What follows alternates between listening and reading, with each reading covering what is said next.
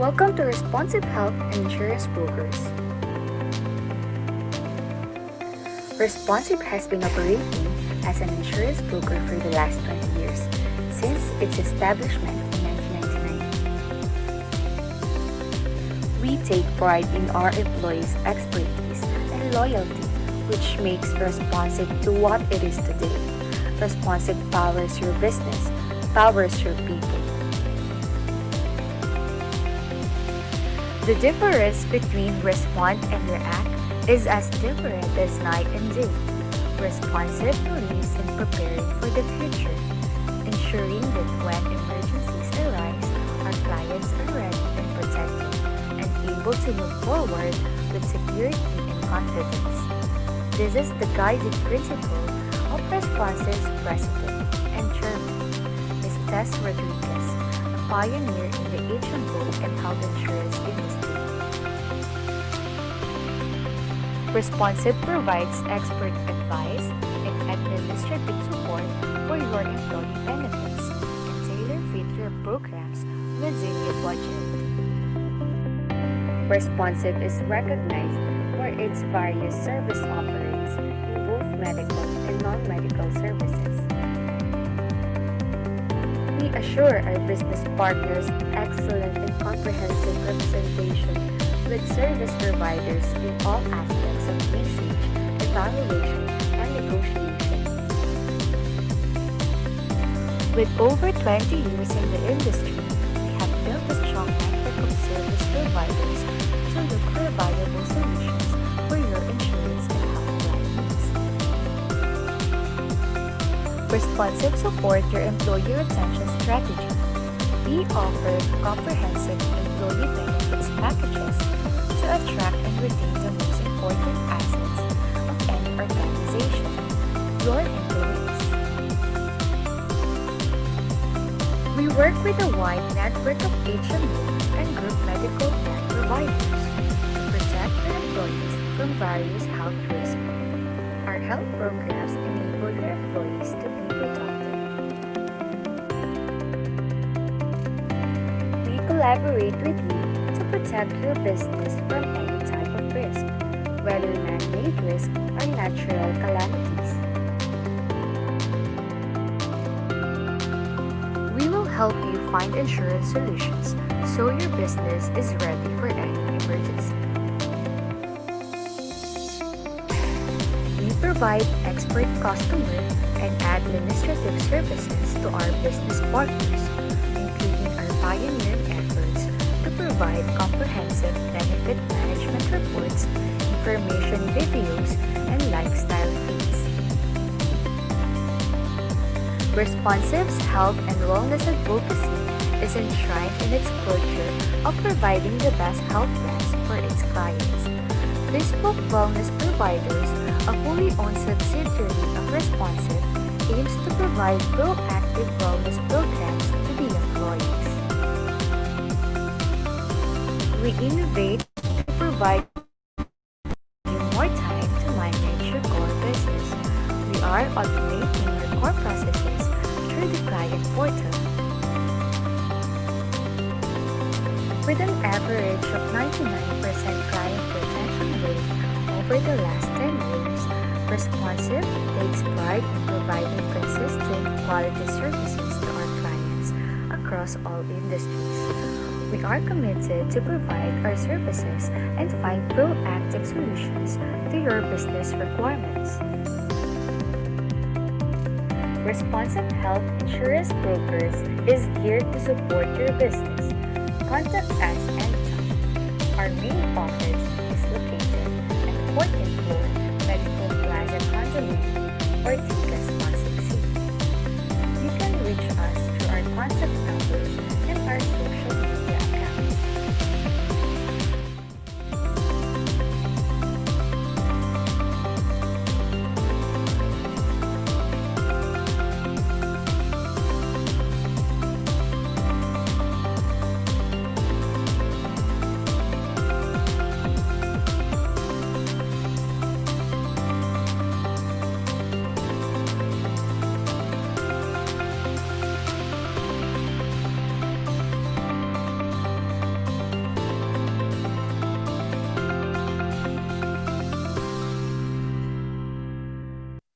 Good afternoon, everyone. Welcome to Responsive Health and Insurance Brokers. We are very honored by your presence in our fifth webinar event entitled Get in Shape, Pandemic or Not. Our topic for today's webinar is interesting, which everyone can relate to. How to get fit and healthy under the new normal. For a lot of us, this topic of being healthy is a never ending challenge, especially under a pandemic. Today, you will understand the role of physical body in fighting against dreaded diseases like COVID-19. You will be oriented on how lifestyle diseases such as hypertension and diabetes makes us weak and vulnerable. What is a healthy diet under the new normal? What are uses of vitamins and supplements? How can stay-home exercises sustain your health?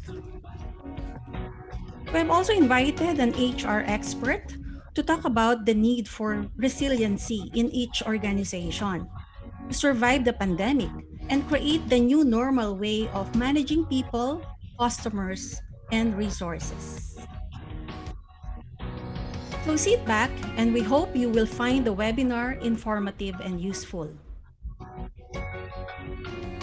Before we formally start our webinar, may we invite you to join us in a short invocation to be led by our customer advocacy specialist, Ms. Jaja Laungayan.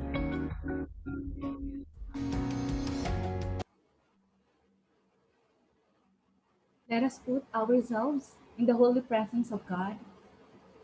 Heavenly Father, we thank you for this opportunity to come together at this time of COVID-19 pandemic through this webinar.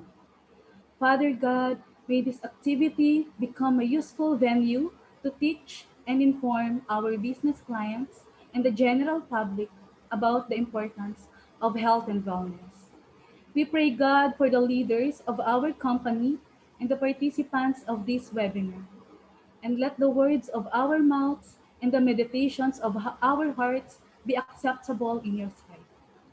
O God, our strength and our Redeemer, this we ask in the precious name of our Lord Jesus Christ.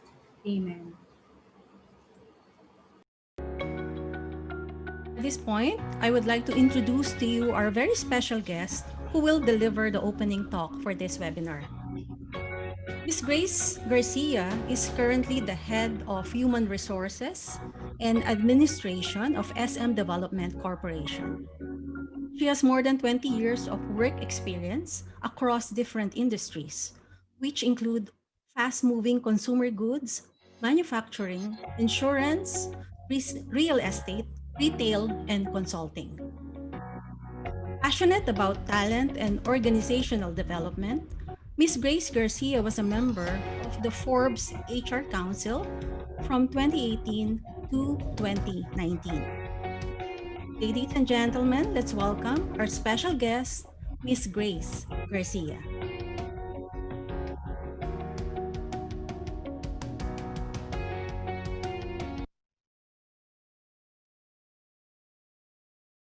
Hi, good afternoon. This is Grace Garcia. Thank you for being with us today and thank you for allowing me to share my thoughts on strengthening the organization's culture in the new normal.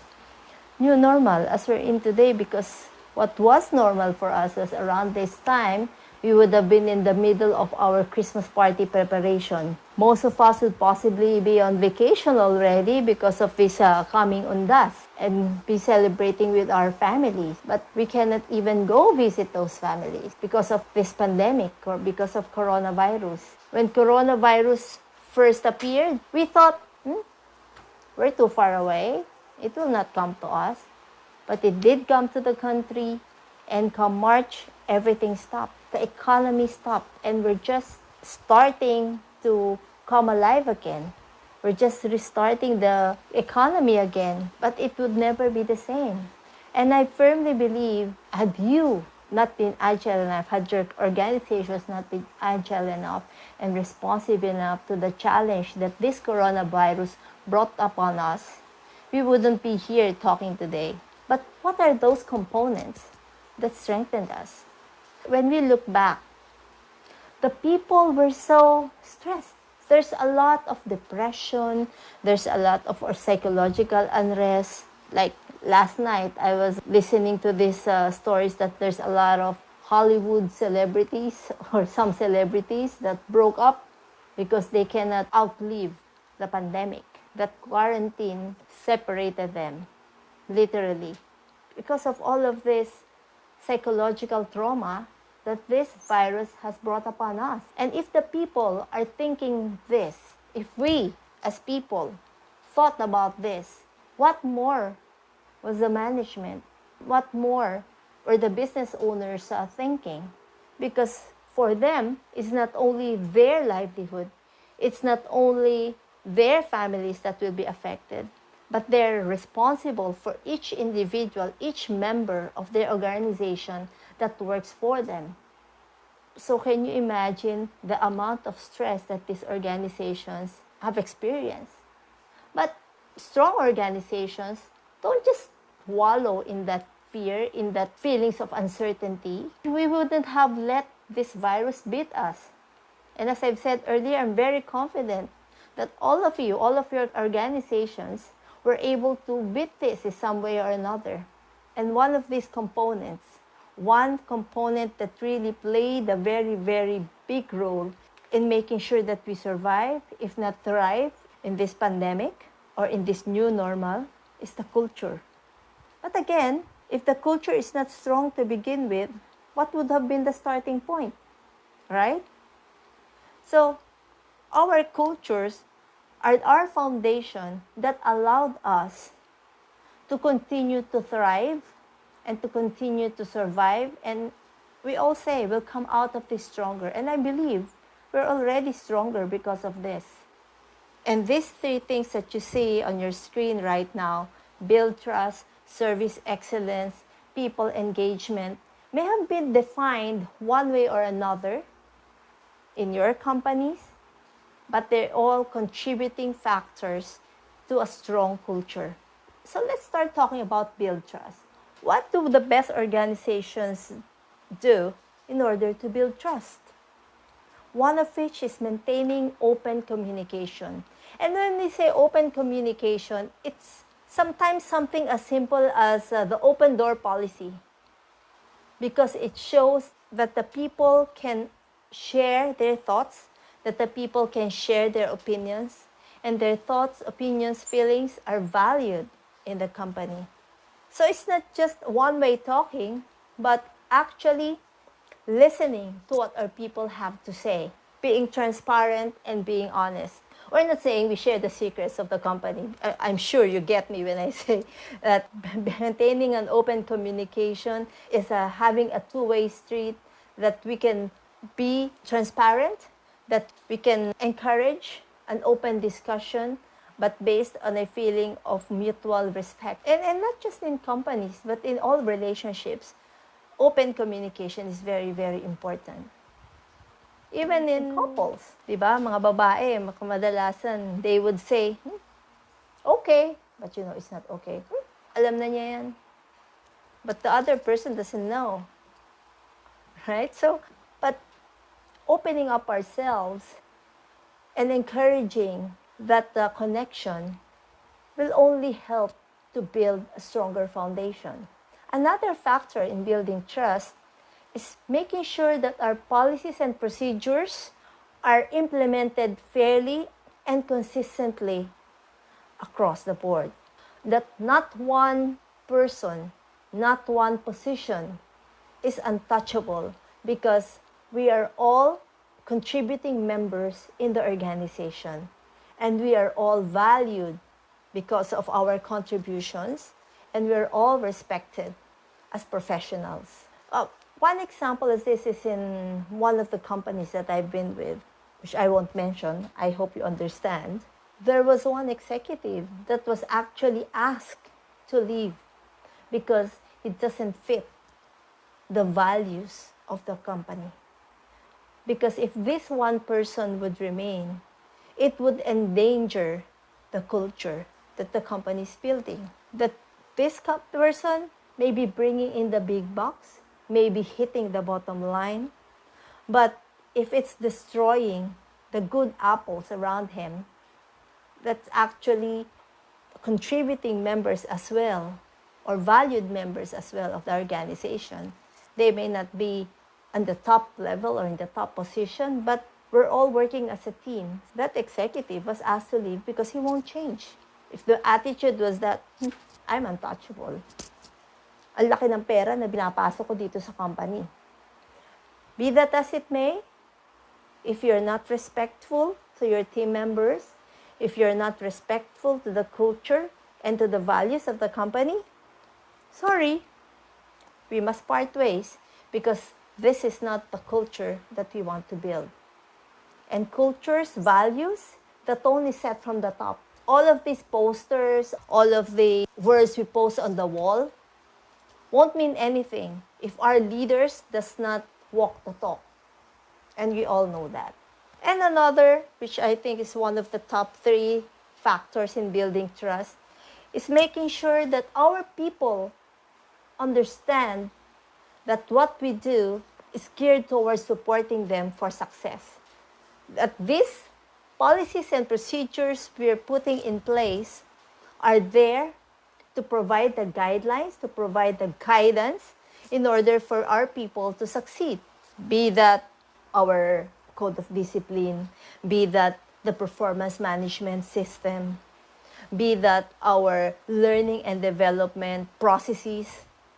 All of these things that we put in place, people understand that if I do this, I would be not rewarded by money, but I would have that personal gratification, that satisfaction that I did well, that I did good, that I contributed.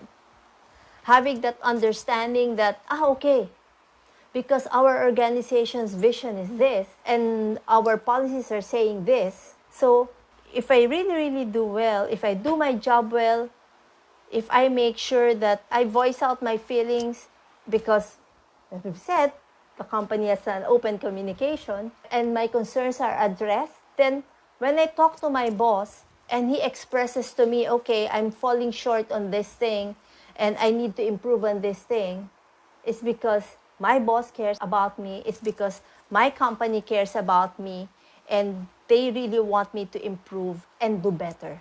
And going there will not be possible if there's no trust. Another factor of culture, of a strong culture, is service excellence. We've heard a lot of things about service excellence. Doing things right the first time, every time. Being available for the people around us. Making sure that what I do, that I do good and what I do will contribute to the big picture. Even something as simple as, let's say, the people in Jollibee. It's very admirable. Have you had the chance to observe the people there? Well, for me, it's a fast food chain, but they really, really do good service. And they believe in customer satisfaction. It's because they know, even the busboy knows, that if he do his work well, if he cleans the table very well, he cleans it fast, then they will have more customers. And right now, in the new normal, if he disinfects it, the customers will have the confidence in their company and they would be more willing to come visit, right? If you're not satisfied with the food that you're served, they will change it for you because they need to be consistent. They need to provide excellent service consistently every time. The quality that they are presenting to the best quality that they can. And this is what we apply as well in our companies, in our organization. And it doesn't choose any position. It should be evident in every role that we have on board. For example, for our messengers, can you imagine if an important document is delivered to the wrong person? That's not quality. That's not excellent service. But even our messengers know, because they understand that they need to do well because what they do is essential to the company. And how did we build this? How did other companies build it? Having the performance system in place and it's being measured, it's being tracked, it's clearly defined in the KPIs or in the objectives of the role. Our receptionist just be having a smile when the people come in. That's service excellence. It's putting the heart in everything that we do. And our people play a very important role in delivering this excellent service. And our people will be motivated in delivering excellent service if they believe that what they do is for their success. As you said earlier, build trust. They trust the organization. They know that the company cares about them as a person, as a professional. They're treated with respect. The policies in the companies are in place with a strong emphasis on service excellence. It's having that culture of excellence we're saying. Again, it doesn't have to be big. As simple as making sure that the documents we present doesn't have any mistake or spelling mistake. That's already excellence. And third very important factor is people engagement. As you can see, we're building up towards engagement. People who trust the organization, people who are comfortable in the organization, who's delivering and giving good performance, would be highly engaged because they know that their performance, that their contributions are being recognized. It doesn't have to be big bucks. As you can see in the picture, just a note, sometimes just a note by the boss saying, good job. We have this thing that we call management by walking. Just a manager going around asking his team members, hey, are you okay today? Asking possibly about the family member. And it's not just chica. It's showing that that team member, that this leader cares about him because he knows what's happening with him. Good job. It's that acknowledgement. In the company I was with before at TBM Burcon, we have these legends. During COVID, we called it COVID legends. People are not just after the award or just after the reward that comes with it, but it's receiving good words not only from our leaders but from our peers, that their contributions are being recognized. A person who did something that impressed or really made a difference to some people is being recognized. And it's there, it's being posted there. So not only generous good feeling, but it also encourages people to do more and do better next time. Having the platform to enable people to speak their minds. It can be a formal forum. We HRs have this kapihan. We have the talks, HR talks. We have committees. We have all sorts of things. And we also have recognition during special occasions like Mother's Day, giving out flowers. We've all done this. On Father's Day, having a special notes or messages from the kids, and something that has even served a dual purpose. Not only does it build well-being or wellness with our people, but also it can be some form of a compliance. We have the annual physical exams. And we have the town halls. Town halls wherein our leaders would address the people, let them know what's going on. Again, going back to our building trust, being that transparent, sharing with them, hey, this is where we are now. When I was with Kimberly Clark, we had a monthly town hall. In some other organizations, we had quarterly town hall. Or we had the newsletters, we had the buzz. So we have all of these sorts of things. We have these communication pieces, but the bottom line is that we're letting people into the thoughts of our organizations and encouraging them to really be integrated in our companies. And all of this put together builds a strong team. Teamwork. I'm sure it's not only me, but most of us have heard, yeah, I got this offer. Kaya lang, ang hirap iwanan ng isang company where we were able to build a strong sense of kinship, camaraderie. So having a strong teamwork really builds a foundation of a strong culture. But now, we're in the new normal. How are we going to continue to build on this? Working on the premise that we already have a strong foundation. We already have a strong culture to begin with. How can we continue to further enhance that and not lose that connection with our people? As we all know, building relationships is easy when you can just come up to the person. But now, corporate intimacy is obviously no longer possible face-to-face. So we need to change our approach while retaining our key principles. We need to get back to basics. First of all, one thing to maintain trust, still continue to make information available, but this time we need to utilize the tools that's available for us, or that's available to us. We need to use technology heavily. Actually, in most organizations, most agile organizations, digitalization really became the key. Those plans that were made, like say a 3-year plan, we need to really shorten that runway and to be able to implement at the soonest possible time. So ang mga IT natin, they were most stressed during the early weeks of the pandemic because they knew that with the technology in place, we will be able to maintain that connection. In fact, who among us here, well, personally, I only became aware of the tools that Microsoft Teams can offer and how we could utilize the tools that's available in Microsoft Teams to enhance how we communicate to our people, to have that platform to engage our people. Okay? So, and we use Facebook Live to do our town hall meetings. And we realize these things are doable. We can continue to maintain that connection. Before, we only use the technology for connecting with some of our remote people. For those who have regional offices, so to connect to the region, we use technology, the virtual calls. But now, those became the norms. So we were challenged to find which platform will work best in the location that we're in. And it's really very difficult. It was a challenge for us to have a strong internet connection. And there were even locations wherein it's not that possible to have that connection during the early weeks of the pandemic or of the quarantine. But now, it's normal for people to have at least 10 Mbps. Whereas before, like 5 would do. Saan lang ba ginagamit ang connection, di ba? Mostly to connect to Netflix or to connect to Facebook.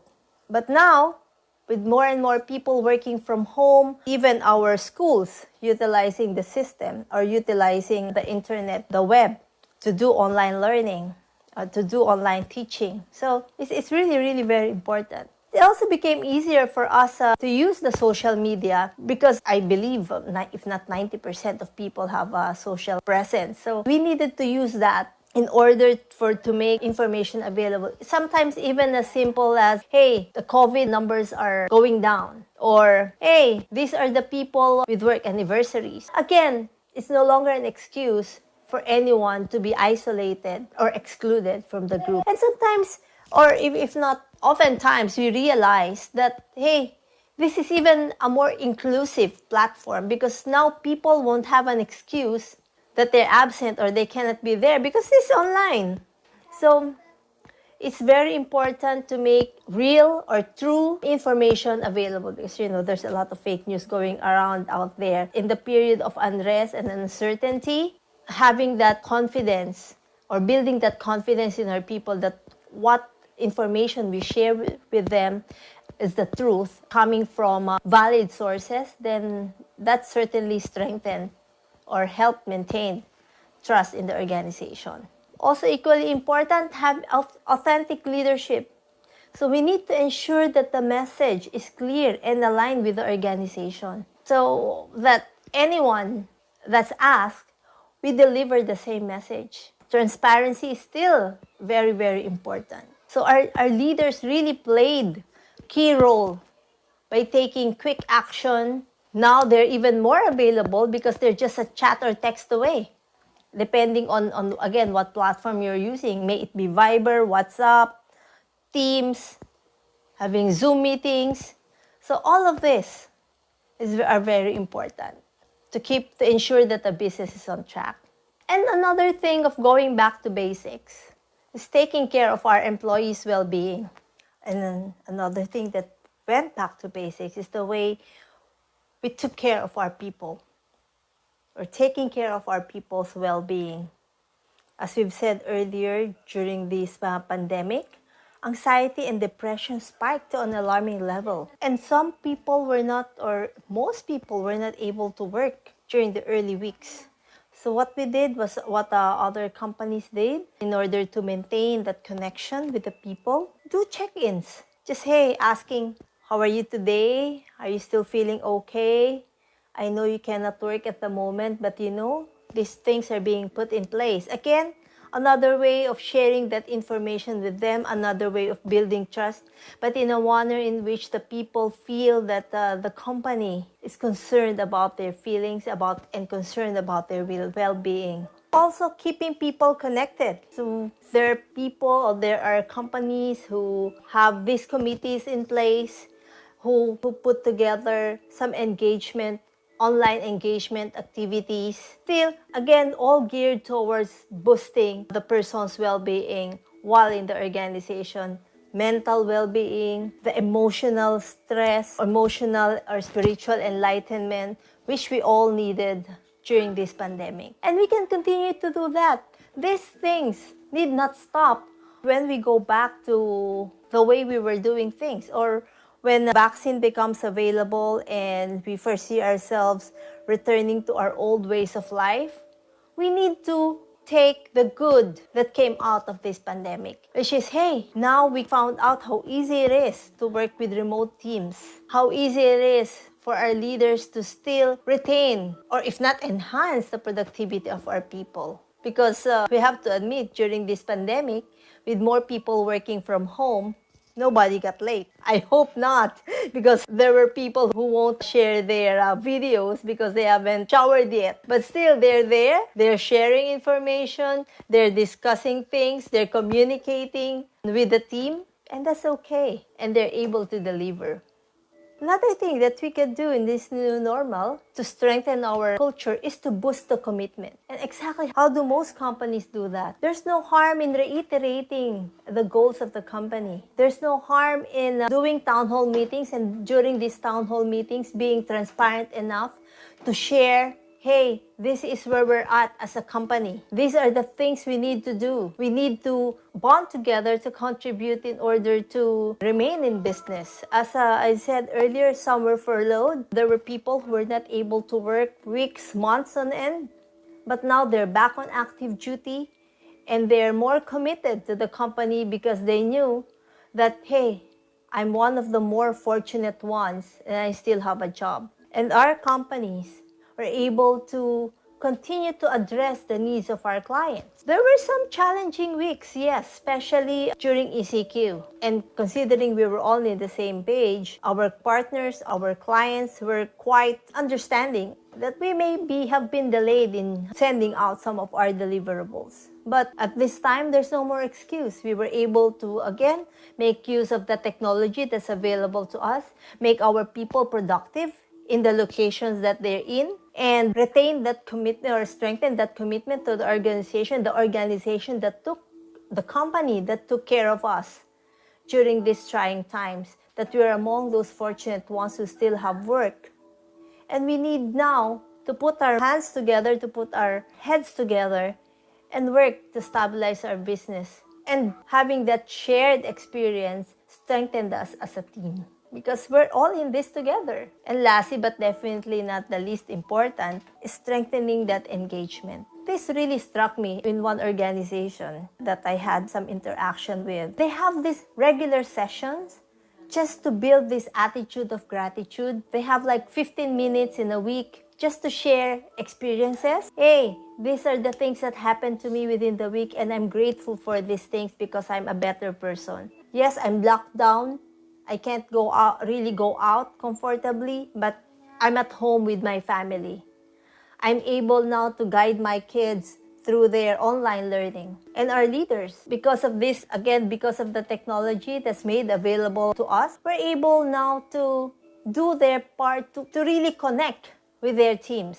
Monday huddles, just being available on chat. And as you know, as Filipinos, it's not easy for us to approach our leaders. It's not easy for us to communicate. But somehow, during this pandemic, using technology, and to some people who didn't have a Microsoft Teams, we're using Viber, we're using Facebook Messenger, or using some other social media platform. Now, this somewhat made our leaders more human and more approachable. So it's easy to have that easier to get that connection going. And having that, again, little sessions where people can connect. And again, in other organizations, they have this quizzes, so like 15 minutes. It's just like having a break, right? Just like break time.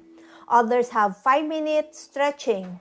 Okay, since it's possibly at home you don't have ergonomic chairs, or you may be pressured at the moment. Okay, so at this time, let's all stand up, let's all stretch, and let's not lose sight of, again, the importance of retaining the satisfaction of our customers, because without them there, we don't have much business to speak of, right?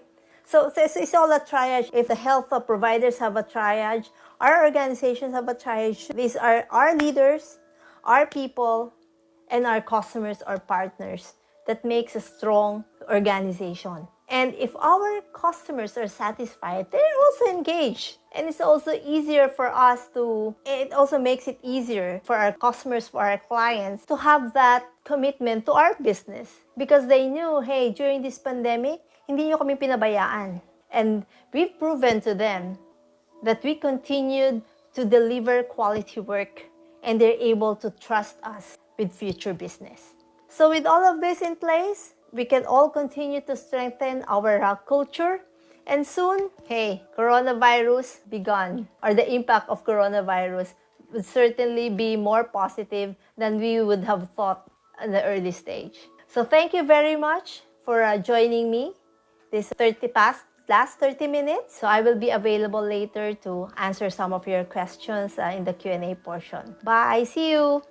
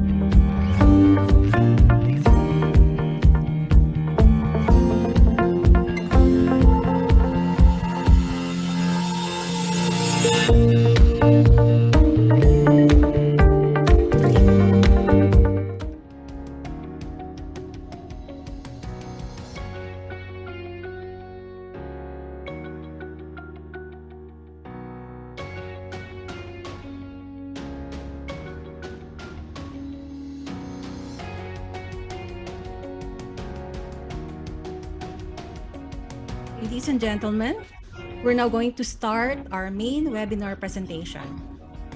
I have the honor of introducing to you our speaker for today, Dr. Queen Angeli Onrubia Beris. A licensed physician for more than 10 years already, our speaker is currently the president and CEO of ExactMed Incorporated, Gene Sequencing Analysis Center and Medical Clinic. She completed her Human Genomics specialization course from Integrative Pharmacogenomics Institute in Malaysia. She is a certified occupational medicine practitioner, an experienced lecturer, workshop facilitator, and trainer for various health and wellness topics and programs to corporate clients across different industries. Ladies and gentlemen, let's welcome our webinar speaker for today, Dr. Queen Angeli Onrubia Beris. Take it away, Doctora. Thank you so much, Miss Ida. Good afternoon, everyone. Welcome back. It's actually nice to be back to the responsive family and partners. I hope everybody is safe and healthy today. So before I start, let me just share you my slides first. Okay. So this afternoon, we will be talking about something that is quite relevant, not only because we have a pandemic, but because it is really our greatest shield and weapon against all diseases, no? Our body, our physical health. I'm sure everybody knows the importance of being physically healthy. And hopefully this afternoon, I would be able to share with you some thoughts and learnings on how to keep ourselves healthy. So we entitled our webinar this afternoon as Being in Shape, Pandemic or Not. So not necessarily that we have a pandemic that this is just the time to be healthy. So kahit matapos itong pandemic natin, we must have that culture of prioritizing in keeping ourselves healthy. Now, as I have mentioned, no, with or without the pandemic, our only and best weapon and shield is the human body. No, we have our own built-in warriors and soldiers in the body. All the body systems would work together in synchrony to be able to maintain our functionality, no? And of course, our survival. So it is but important na ma-maintain natin yung proper function of all the body systems so that we would be able to achieve our goals, we would be able to accomplish the jobs that are expected from us. Now, if our body is our weapon and shield, like Superman, we do have our kryptonite. And our kryptonite is actually the lifestyle diseases that could develop with us, no, as we go through a lot of unhealthy practices or unhealthy lifestyle, no, the food that we eat, the activities that we do, the exposures that we have, no, this will all contribute, no, even the stress that we experience would all contribute on what would be our physical health, no, and unfortunately, a lot of people, no, with unhealthy lifestyle and unhealthy behavior could lead actually to fatality or death. Siyempre, ayaw natin yon, di ba? So, we must have this strong basic foundation on how to keep ourselves healthy. Okay? So, there are a lot of pillars. If you remember my lecture before, no, the pillars, the 7 pillars of health. Among the 7 pillars, there are the 3 basic pillars of physical health. We have exercise, healthy food, and sleep. Okay, so our lecture today will go around these 3 basic pillars. But before we talk about these 3 basic pillars, tatakutin ko muna kayo. No? I will just give you an orientation on the 2 most common and most neglected culprits, no? Which is hypertension and diabetes. So we start off with hypertension. Okay. Hypertension is actually described as the silent killer. Bakit silent killer? Because most of the time, patients with hypertension would not feel anything. You would feel fine, you would feel okay, you could still move normally, no? Until the point that your body can no longer adapt to the high pressure in your blood vessels, in which symptoms would already come out, no? And most of the time, if symptoms would already come out, it is usually on a latter stage of hypertension, which implies a lot of complications already. Okay, if we do not treat or control hypertension, no, patients having this disease would be at risk for several complications such as heart attack, stroke, or kidney failure. Now, these are just sample complications. Definitely, we have a lot of complications of hypertension, but these are the most common and the deadliest complications. Just because you did not control your blood pressure. Now, to further understand this disease, Doctora, how would we know if we are hypertensive or not? Okay, just to give you a little background, when we say hypertensive, it means that you have a persistently high blood pressure. Okay, nalalaman natin yung ating blood pressure by using the BP apparatus or the sphygmomanometer as the picture is showing. Okay, And usually when we use this to get our blood pressure, we get two numbers, the higher number and the lower number. The higher number would give us the systolic blood pressure, which means this is the blood pressure inside our blood vessels when the heart pumps. Okay, that's why it's higher, because the heart added the pressure. Now, the lower number or the diastolic blood pressure is the blood pressure inside our vessels when the heart relaxes. Okay, that's why it is a lower pressure. So now, how do we know then if we have a normal or high blood pressure? Normal blood pressure is classified as 120 over 80 and less, but not lower than 90 over 60. Because if it is lower than 90 over 60, you would already have hypotension or low blood pressure. So the range of normal blood pressure is from 90 over 60 to 120 over 80. But the ideal is it supposed to be less than 120 over 80. Now, if persistently you have a blood pressure of 120 to 139 over 80 to 89, okay, you are not yet hypertensive, but instead you have pre-hypertension. It means it is an introduction for hypertension, that you are already at high risk of developing hypertension. Okay. Now, once your BP or your blood pressure reaches 140 to 159 over 90 to 99, then you enter the stage 1 hypertension. And if it's 160 and above to over 100 and above, then you already have the stage 2 hypertension. Now, if you ask me, Doctora, what's the difference between the stage 1 and the stage 2? Okay, the stages of hypertension would tell us how high your risk of developing the complications. So if you are on stage 2, you have a relatively higher risk of developing stroke, kidney problems, heart attacks, no, compared to stage 1. And in terms of treatment, stage 1 hypertension are relatively easier to control and manage. Okay. Now, if your blood pressure reaches 180, a minimum of 180 over 100, no, that is already emergency hypertension. It means that you have to be brought to the hospital to control your blood pressure, because anytime you might experience a stroke or bleeding or any rupture of the blood vessels. Okay.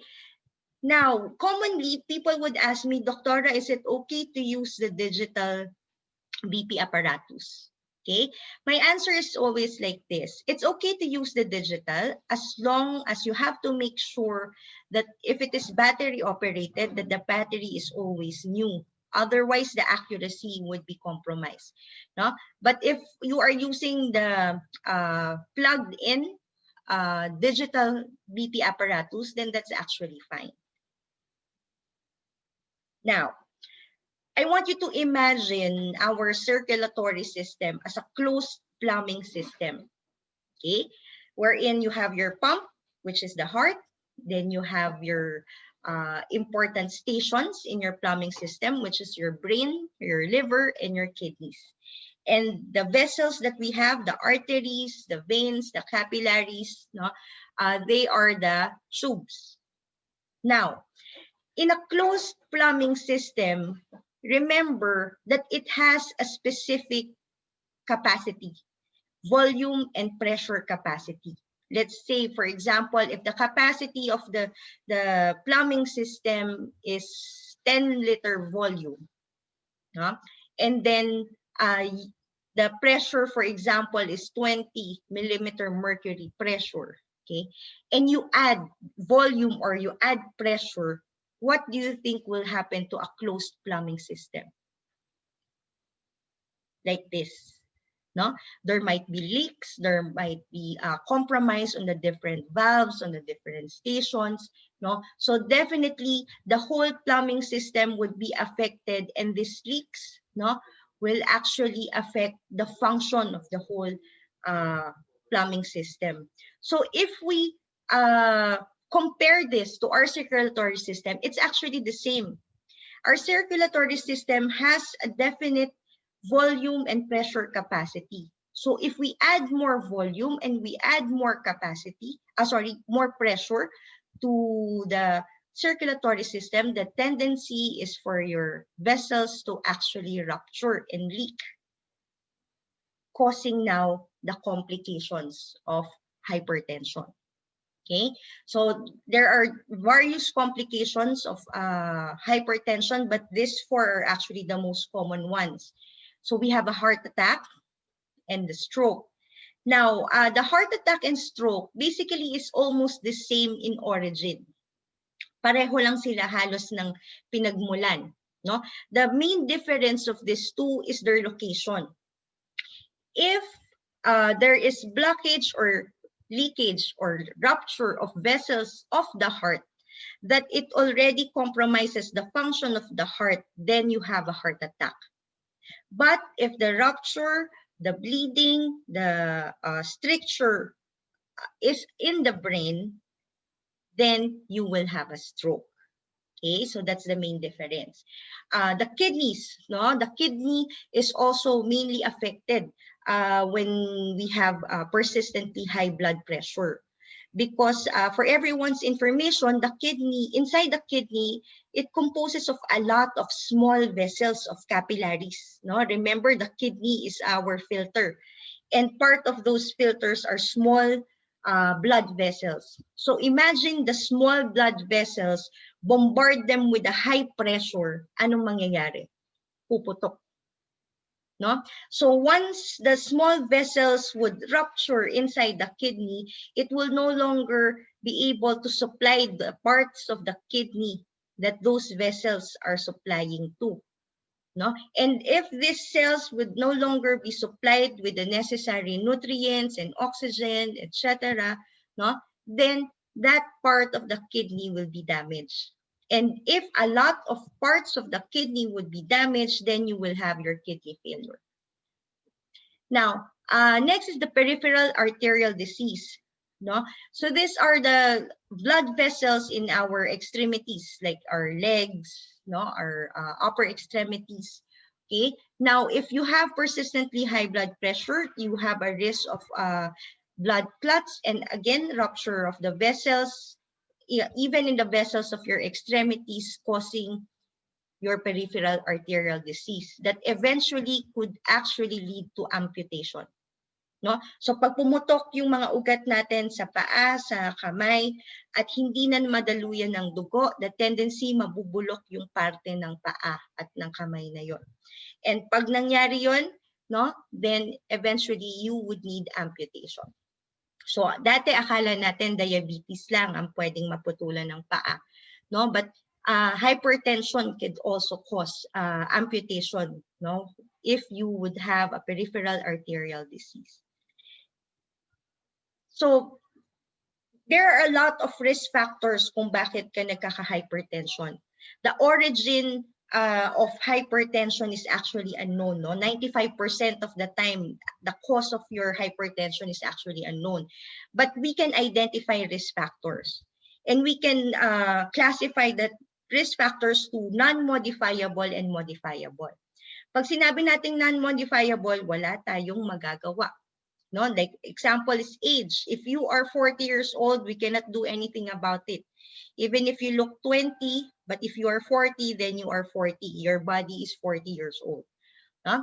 The genes. No? If hypertension is in your genes, you cannot take away those genes for hypertension. Nasa inyo na talaga yon.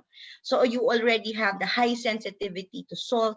You already have the high tendency of developing your hypertension. Race. Okay, usually the Asians and the African Americans are found to be more vulnerable to hypertension. No? There is also significant number of incidences in Caucasian race. Gender, no? So for hypertension, usually males are more vulnerable to develop hypertension than female. But it doesn't mean that females would not develop hypertension as well. Pwede pa rin. Mas madali lang ma-high blood, kumbaga, yung ating mga boys kesa sa mga girls. No? So, since wala tayong magawa dun sa mga risk factors na yon, the good thing is there are risk factors that we can do something about. No, these are the modifiable risk factors, like our lifestyle, no, like smoking, excessive alcohol, your excessive salt intake, your body weight, the lack of exercise, and excessive stress. Okay, later on, I would be giving you some advices on how we could actually modify these things. Now, the second common culprit is diabetes. I have just attended a webinar, I think a week ago, no?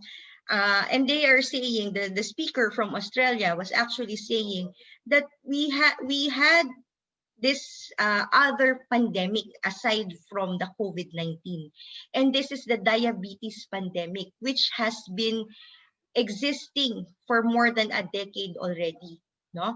So mapapansin nyo, almost in every family, there is at least one member of the family who is diabetic already.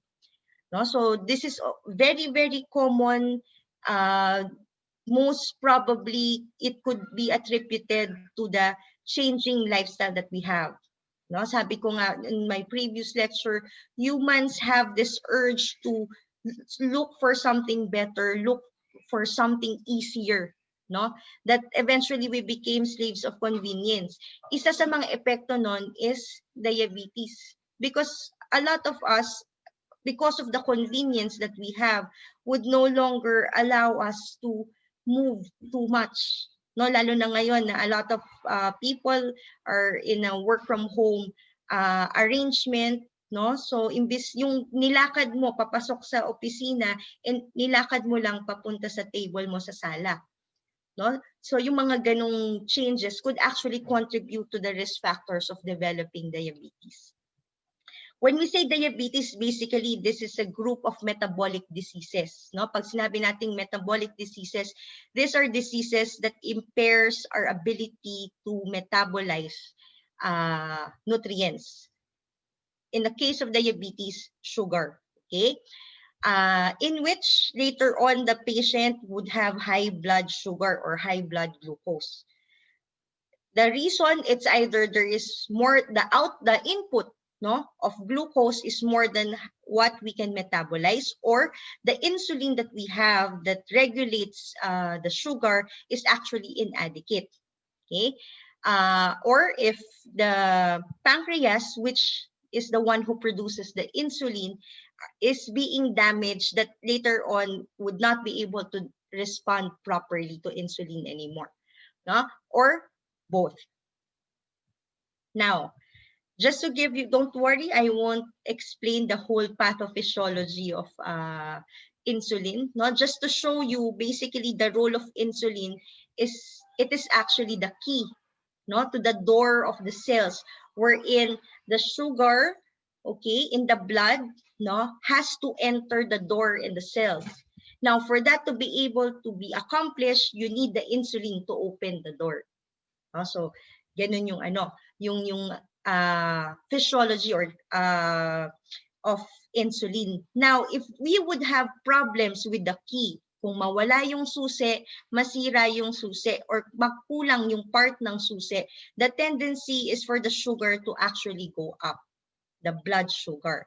No? So the usual causes of the raise in blood sugar, it's either masyadong maraming kinaing carbohydrates, masyadong bumaba ang paggamit ng sugar. Mainly, the muscles are the one using the sugar. So if you are not moving too much, then your sugar is not being used. Okay? There is also a decrease in insulin secretion, lalo na kung nadadamage na ang pancreas. And then there is increase in hepatic glucose production. The excess sugar in the blood is usually stored in the liver.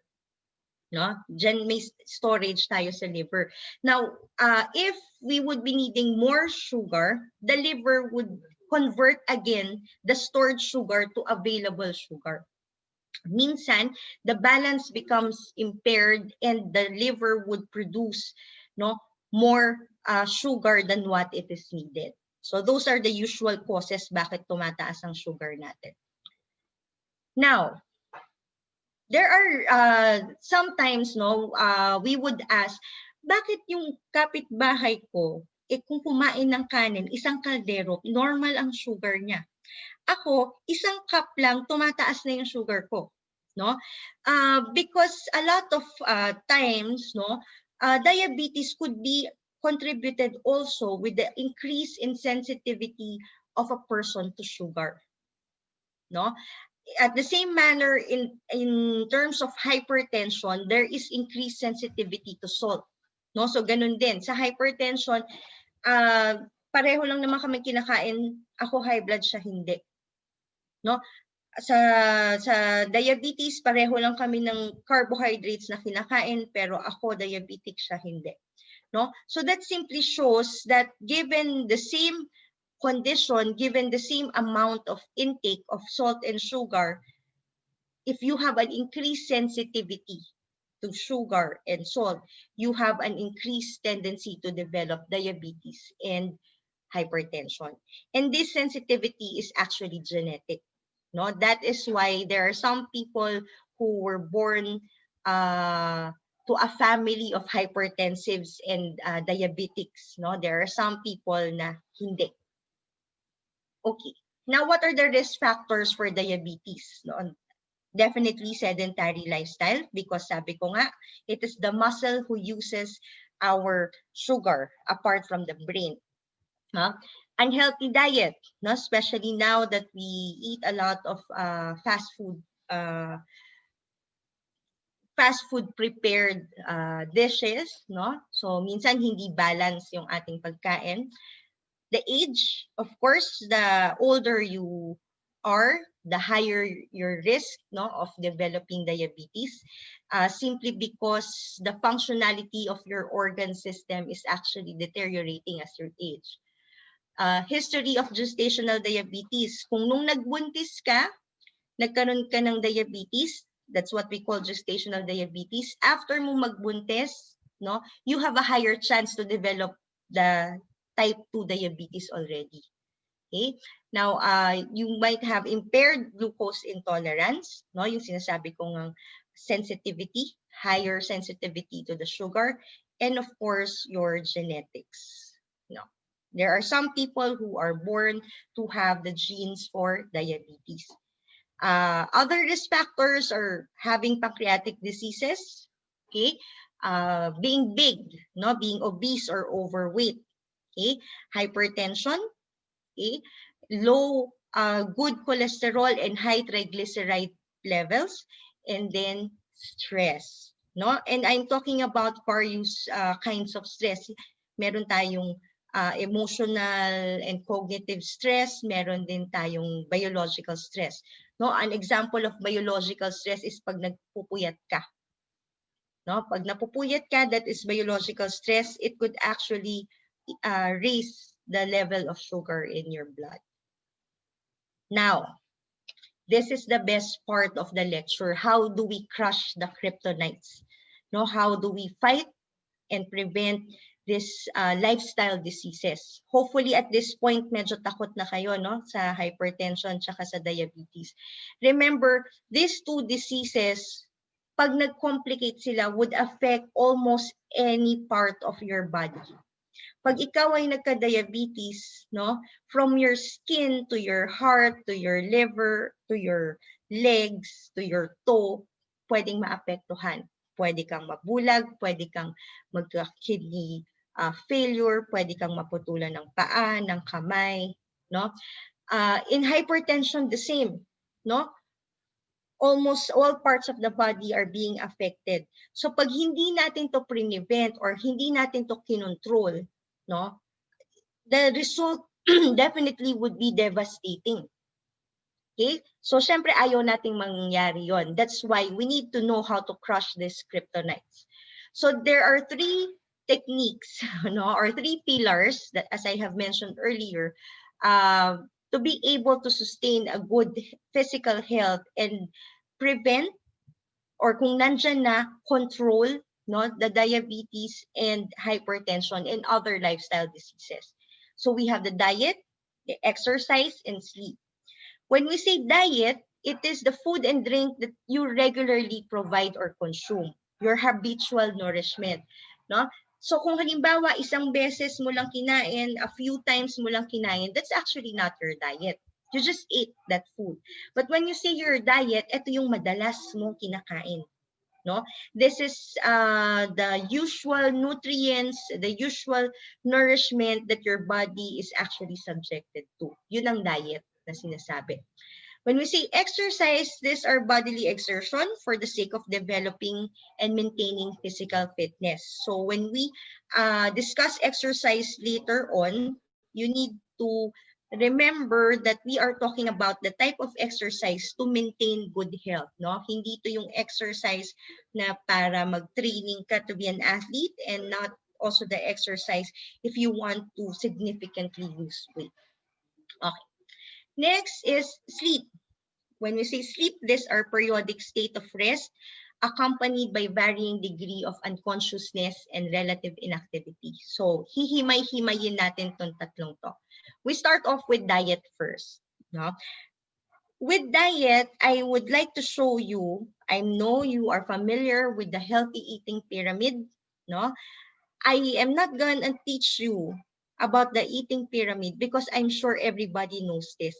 Dahil elementary pa lang tayo, tinuturo na sa atin to. No? What I want to emphasize on this slide is actually the discipline of following this pyramid. No? Na kailangan, ang pinakamarami is fluids, no? And then you'll have your carbohydrates, and then you have your proteins, and ang pinaka-konti is your fats. Tapos marami pang mga extra yan, no? So nandyan yung supplements mo, nandyan yung mga alcohol intakes mo, and and other parts of your nutrition, no? So the lesson here is you're supposed to know what is healthy and what is not healthy for you. Okay? Now, since marami sa atin ang medyo nauumay na sa pyramid, no, a healthy eating plate was proposed instead. No, initially it was proposed by the Harvard School of Public Health, but the Department of Health here in our country also adopted this. No, they have this program, yung Pinggang Pinoy program. So it's somewhat similar to this healthy eating plate. So sabi dito sa healthy eating plate, no, imagine your plate as a pizza. Okay, and then cut it into two halves. Yung kalahati, no, divide it for vegetables and for fruits, in which the vegetables are more than the fruits, no? So if you would see the illustration, no, mas marami yung vegetables sa fruits. Why? Fruits are relatively higher in sugar than vegetables. Vegetables are a good source of your fiber, your vitamins, and your minerals. So pag yung kalahati ng pinggan nyo, no, ang laman nun ay fruits and vegetables, pero mas lamang yung vegetables. Now, the other half, you cut it into half again, no? So lumalabas, 1/4 of your plate should contain your whole grains, like your rice. And then, the 1/4 should contain your healthy protein or yung inyong viands or ulam. The common practice here in the Philippines, yung rice, kalahati ng pinggan or buong pinggan, tapos yung mga ulam nasa ibabaw. No? Which is, kung titignan natin, based on this healthy eating plate, is not actually healthy. No? So, para pag tinanong nyo ako, Doktora, how would we know if our diet is balanced? No? This is one way of assuring yourself na balance ang diet mo. If you have all these components with the correct proportion. Tapos you will see in the illustration the healthy oils outside the plate. Hindi po ibig sabihin yan na yung healthy oils na yan ilalagay nyo sa kanin nyo. No? No. It means that the healthy oils that we are talking about here are the oils that you use when you cook your food or when you do the dressing of your salad. No, yun lang yun. Hindi yung mag-a-add kayo ng oil doon sa inyong plate. Okay? And then of course, water. No? In the Philippines, what's recommended is a minimum of 8 to 10 glasses of water. Depende kung gaano kainit ang panahon sa atin. No? So, following this healthy eating plate would ensure us that we are actually eating a healthy, balanced diet. Okay, so remember, i-remind ko ulit sa inyo, bawat ibang tao has different sensitivity to sugar and salt. So if you tend to have high sensitivity to sugar and salt, you need to arrange the proportion of your healthy plate. Okay? So yung kaninang healthy plate natin, assuming that you have a regular sensitivity to sugar and salt. So kung halimbawa, you have high sensitivity to sugar, no? Ibig sabihin ng high sensitivity, konting kain mo lang ng sugar, nagmamanifest sa blood sugar mo. No? So pag ganon, so babawasan mo yung proportion ng carbohydrates mo or ng rice mo. No? If you have high sensitivity to salt, so yung ulam mo, babawasan mo ng salt. Or try to avoid food that are actually high in salt. Yan. So speaking of salt, no? Doktora, bakit ba tong salt na to? Since masarap siya no? If you are fond of using yung mga seasonings, yung mga sausawan, mga sauce, yung mga ganyan, napapasarap niya yung pagkain natin na, 'di ba? It's because of the salt. Humans love sugar and salt, no? So, pag nilagyan mo siya ng salt, these seasonings, this sausawan would actually enhance our palate, giving us a better appetite, no? Pero ano bang kinalaman kasi nitong salt na to with our health, no? Salt plays a very, very big and important role in the regulation of your blood pressure. Bakit? No? In biology, we have a principle called osmosis. Pag sinabi nating osmosis, no, kung nasaan yung area na maraming salt, si water will follow. No? You can do this at home pag nabobore kayo. No? Do this little experiment. Get 2 pieces of raisin. Tapos get 2 glasses. No? Put water in both glasses. Yung isang glass of water, lagyan nyo ng mga 2 kutsarang asin. No? Yung isa, let it be plain water. Then you put both raisins dun sa 2 baso. And you will see na yung raisin na nandun nakababad sa plain water will bloat. Pero yung raisin na nakababad dun sa water na merong asin will not bloat. Bakit? Because dun sa baso na plain water, no, there are higher salt content or higher solute content inside the raisins rather than outside. So ang tendency, the water will go inside the raisin, kaya siya nag-bloat. On the other hand, the glass with the salt water solution, no, mas marami ngayon ang salt at solute sa labas ng raisin kesa sa loob. That's why the water retained outside the raisin. So, doktora, anong kinalaman niya sa blood pressure namin? Okay, if you have high salt content, no, inside your blood because you are eating and consuming a lot of salt, the tendency, the fluids, the water in the body will go inside the vessels, increasing the volume of your blood. When you increase the volume of your blood, no, the tendency, the pressure will go up. That is why sa lahat ng mga hypertensive patients namin, lagi naming sinasabing, cut down your salt intake. It will help you bring down your blood pressure. So alam nyo na ngayon, bakit pinapa-cut down ng salt. So usually, ang mga sources ng salt natin yan, yung mga sausawan. Lahat ng sausawan except suka. no? So you have your toyo, patis, bagoong, yung mga seasonings, oyster sauce, liver sauce, no? Lahat ng sauce, those are high in salts. Lahat ng instant, the instant noodles, the instant food, the canned food, no? These are all high in salts. Next, isang culprit pa natin is our fats, no? We have to understand na maraming klase ng fats. Not all fats are bad, no? So ang basic dito, you need to know ano bang klaseng fats ang okay kainin ko, no? So if you classify all the types of fats, ka-classify tayo ng trans fats, the saturated and the unsaturated fats. Ang rule of thumb, kung alin ang mas unsaturated, yun ang mas maayos, yun ang mas ma-healthy. Okay? Now, yung trans fats, yun yung hindi talaga natin kailangan, no?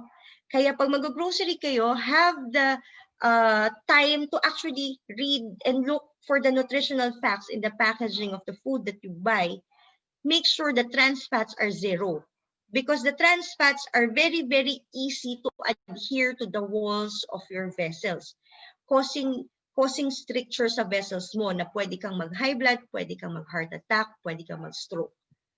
Okay, so dapat no talaga ang trans fats. Now, choosing between saturated and unsaturated fats, ano ba, doktora, yung mga saturated fats? Usually, fats from animals are saturated. So kung gagamit kayo ng mga oils, no, wag yung galing sa animal. Wag yung mga lard, no, yung mga ganon. Use those which came from plants, because most of the time, yun ang mga unsaturated, except for the polyunsaturated fats. Sa polyunsaturated fats, usually nakikita yan aside from vegetables, nakikita rin yan sa mga fish. No, yung mga fish oil natin, yan. You know better the polyunsaturated fats as the omega-6 and the omega-3, which is actually very good. It helps lower your cholesterol. Yon. Ngayon, paano, doktora, kung sa dami ng oil at fats that we have, how would we know which one is healthier or not? No? Meron akong ituturo sa inyong practical advice, no, in choosing your fats. Remember, if you put the fats in room temperature, kung sinong mas malabnaw, kung sinong mas fluid, that's the better fat. Okay? Just for example, no, between a butter and a margarine. Yung margarine, they're usually packaged in a parang cup, no? Parang plastic cup, diba? And where do you put them? In the cupboard. Pero yung butter natin, that are usually in bars, you put them in the fridge. Now, put them together on top of the table at room temperature, alin ang matutunaw? The butter or the margarine? It's the butter, diba? So that means the butter is a better fat than the margarine. In terms of oils, makikita mo rin kung alin ang mas malabnaw, no, in at room temperature. Pag nilista natin yan, ang nasa top 1 and 2 of good oils to use in cooking is actually the olive oil and the canola oil. Yun. Now, alcohol. No? Bakit salt, fat, and alcohol yung diniscuss ko sa inyo? Because these three is very much contributory to the hypertension and diabetes, no, in developing those diseases. Kaya itong tatlong to. In terms of alcohol, unang tanong sa akin, Doktora, is it bad to drink alcoholic drink? No? The answer is actually no. It's okay to drink as long as you drink within the threshold of your liver. Okay? It's okay to drink, but it's not okay to be drunk. There's a difference. Kasi sa culture nating mga Filipino, no, pag iinom, kailangan maramdaman mong tatama yung iniinom mo sa'yo, which is actually not good. You drink as a tool, no, yung drink mo is just a tool for you to celebrate, for you to socialize, but not actually to get drunk. Okay? So, ano ba ang threshold ng liver natin? Marami magre-react, malamang lalo na sa boys, maraming magagalit sa akin, no? So, ang threshold ng liver natin in a 24-hour timeline, okay? If you are drinking hard drinks, mga around 80 to 100 proof na drink, no? 1 shot lang. At yung shot na yon, I'm talking about the standard shot glass, hindi isang shot. Okay? Just the standard shot glass. That's the threshold of the liver in 24 hours. Okay? Pag sa wine naman, assuming we have about the 11 to 13.5% alcohol content na wine, either white or red, the threshold of the liver is just 1 glass. At yung glass na yon, no, yung standard wine glass, hindi yon pinupuno to the brim. Pinupuno lang yon hanggang sa mga 2/3 of the glass. No? Hanggang doon lang. So that is 1 glass of wine. And for beer, if you're drinking the light beer, that's 2 bottles, yung solo na bottle, or I don't know how do you call that, the small bottle, no? If you're taking the regular beer, no, yung hindi light, then 1 bottle in 24 hours. Now, maraming piloso po pagdating sa alcohol. No? I remember one lecture, somebody asked me, what if, Doktora, I did not drink, no, for the rest of the days of the month? Iinom lang ako sa katapusan, isang araw lang. Can I drink all that I did not consume for the last 29 days? The answer is actually no. Why? Because the threshold of your liver does not change. Kahit pa 10 years kang hindi uminom, the threshold of your liver does not change. So, you still need to follow this threshold limits.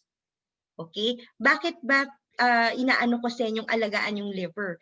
Because the liver plays a big role in the regulation of your sugar and your blood pressure as well.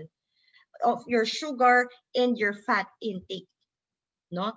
Aside from all the different functions of the liver, no, in relation to the diseases that I have discussed, malaki ang role ng liver. That's why you have to take care of it. Now, how about the diabetic diet? No? If some people here among the participants are already diabetic, I'm sure diniscuss sa inyo, no, ng inyong physician the diabetic diet. Basically, the diabetic diet is a low carbohydrate, high fiber diet, and shifting of food to low glycemic index food. Pag low carbohydrates, ano yung babawasan? Yung mga white rice, bread, noodles, no? Yung mga desserts natin, okay? Yun ang low carbohydrates. Now, pag sinabing high fiber, then we eat more food rich in fiber, like your vegetables, your fruits, no? Some types of rice have high fiber content, like the brown rice. Kaya minsan, if the patient can tolerate the taste of the brown rice, nire-recommend namin na i-shift na lang, imbis na yung white rice, mag-brown rice na lang. Because it has a higher fiber content and a lower carbohydrate content. Pero mabigat siya sa tiyan, so madali kang mabubusog. Okay? And then shifting to low glycemic index food. Ano ba yung low glycemic index food?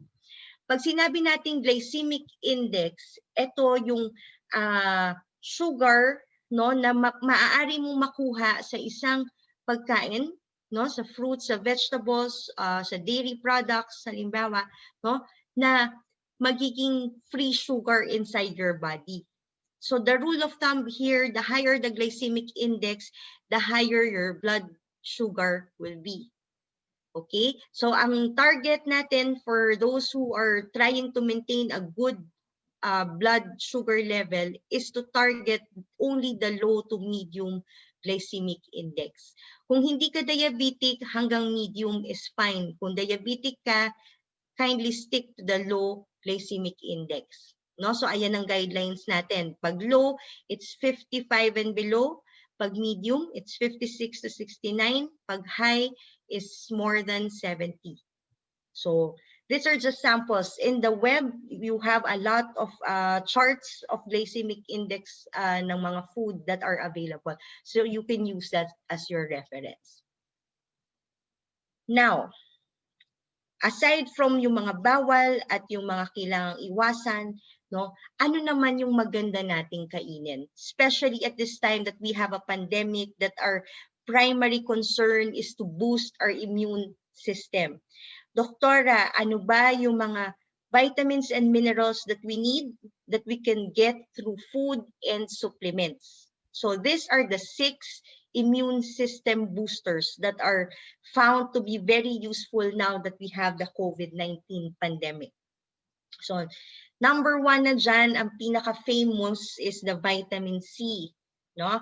So the fruits are actually rich in vitamin C, especially yung mga citrus fruits, even the apples, no, tomatoes, the broccoli, kale, strawberries. No? So these are the food that are rich in vitamin C.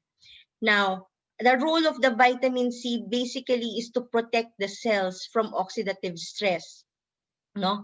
A product of infection and chronic inflammation, yung oxidative stress. So, lumalaban siya against this infection and chronic inflammation. Kung natatandaan nyo dun sa ating discussion on COVID-19, the pathophysiology of COVID-19 is it brings about a lot of inflammatory reaction. Aside it from being an infection, no, it brings about a lot of inflammatory reaction. So kung ikaw rich in vitamin C sa katawan mo, you already have an edge fighting against the COVID-19. Okay? So kung wala ka pang COVID-19, you have a better chance of not getting it kung nagtitake ka ng vitamin C. Kung meron ka na, you have a good chance of recovering faster from it. Yan. Kung supplement naman ang ititake nyo, it's good to take vitamin C supplements, but be careful in taking supplements. Make sure that it is appropriate for you. Like in the case of vitamin C, yung mga acidic, may GERD, may gastritis, yung mga matataas ang uric acid, those who have kidney problems, do not take ascorbic acid. No, because it's very acidic, ascorbic acid, 'di ba? Lalong lalala yung sitwasyon nyo. If you have gastritis, you would have more acid and it would aggravate your gastritis or your GERD. No, if you have high uric acid levels, makikristallize niya yung uric acid, magkakaroon ka ng gouty attack. No? So instead of taking ascorbic acid, you can take sodium ascorbate or the non-acidic form of vitamin C. Yon. Okay? Now, if you suspect yourself being exposed to COVID-19, you can actually take a high dose of vitamin C. No? You can start at 1,000 milligrams and then gradually increase at 500 milligram increment, no, hanggang sa ma-reach mo kahit mga 2,000 lang. Ang aabangan mo lang dyan if your stomach would be irritated or not, because we have a gut tolerance for vitamin C. Some people would have loose bowel movement with high dose vitamin C. Kaya kailangan dahan-dahan para malaman mo aling dose yung kayang i-tolerate ng katawan mo. Okay. Next is zinc. The best partner of vitamin C is zinc. If you happen to observe dun sa ating mga pharmacies, no, maraming combination ng vitamin C with zinc. Because best partner yan. Actually, tatlo sila. C, E, and zinc. No? It can also be, you can also get zinc from lean meats, no? From your seafoods, your milk, your whole grains, the beans, the seeds, and nuts. No? Be careful lang sa mga gautic, which bawal sa inyo yung nuts and seeds and beans. No? But zinc is not bawal sa inyo. The role of zinc is important for wound healing. Okay. Now, you have your iron or your ferrosulfate, those who are taking the iron supplements. You can get it in your green leafy vegetables. no? It usually aids in non-specific immunity, so wide coverage of immunity and the body's first line of defense. So kailangan nyo yung inyong iron. It actually builds up your hemoglobin, no, sa dugo. Okay? But for those who are taking the iron supplements, please do not take it at high doses for a very, very long time because it might cause iron toxicity. Usually, if you take iron supplements, you have to give yourself at least 15 days rest every 1 month that you are taking iron. Yun. Next is your vitamin E. You can get it from the nuts, seeds, wheat germs, no? Your vegetables, your avocado and shrimp, but not the head of the shrimp, please. No? It helps protect cells from oxidative stress. No? Kaya magkasama yan. Si C, si vitamin E, and si zinc. Then you have your vitamin A, no, which is usually found in the yellow vegetables and fruits, no, the yellow and the orange vegetables and fruits, and help regulate the response of our immune system, kung gaano kabilis nagre-respond ang immune system natin. And of course, your vitamin B6, okay, it's usually seen in green vegetables, the chickpeas, cold water fishes, no, such as your tuna and salmon. It supports more efficient reactions between different parts of our immune system. No, yung distinguishing factors of our immune system, it plays a role there. No, so pag pinagsama-sama mo to through your diet, no, meron ka ng edge against the COVID-19. Now, if you want to take the supplements, that is fine, but just make sure be evaluated with your physician first before taking your supplements. Next, the second pillar is your exercise. Ang gusto ko lang tandaan nyo sa exercise is the acronym FIT. No? F for the frequency, how frequent. So 3 to 5 days per week is recommended. Kung matagal ka nang hindi nag-exercise or hindi ka pa nag-exercise at all, you start with 3 times a week, and then you gradually increase the frequency. Same with intensity, no? Actually, same with all of this. Gradual lagi ang progression. Hindi yung pag nag-decide ka mag-exercise ngayon, maki-carried away ka at ima-maximize mo. No, don't do that. It will harm actually your body if you do that. So do it gradually. In terms of intensity, no, paano mo malalaman kung tama yung intensity ng iyong exercise or not? So we do have a formula for that. What you do is 220 minus your age. Like for example, I'm 40 years old. So kung 220 minus 40 is equal to 180. So ibig sabihin, during exercise, kapain nyo yung pulso nyo dito, bilangin nyo kung ilang beses tumibok yung pulso nyo in 1 minute.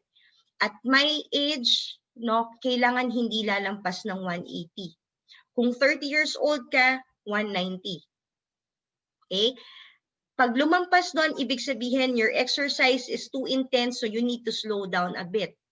No, pag hindi naman lumalampas doon, ibig sabihin tama lang ang intensity ng exercise mo. That's why in some videos, no, mga training videos, makikita nyo, kinakapa nila to. It's because of checking the intensity. Next is the time. Okay?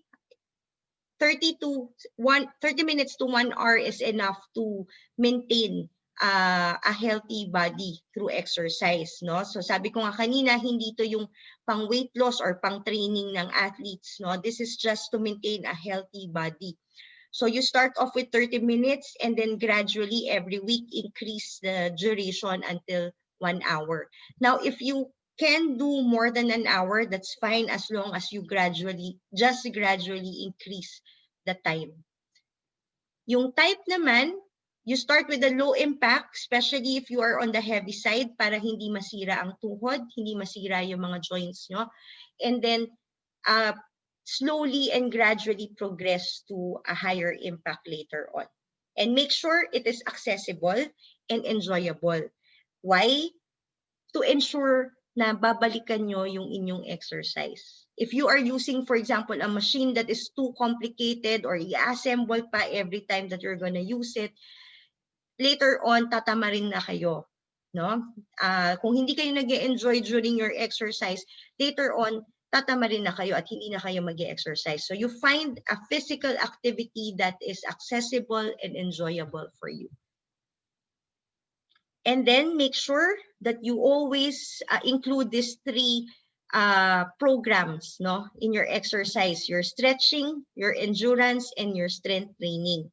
Sa stretching, you need to do that before and after your exercise. In endurance, ito yung mga cardio exercises, no, para lumakas ang inyong cardiovascular system.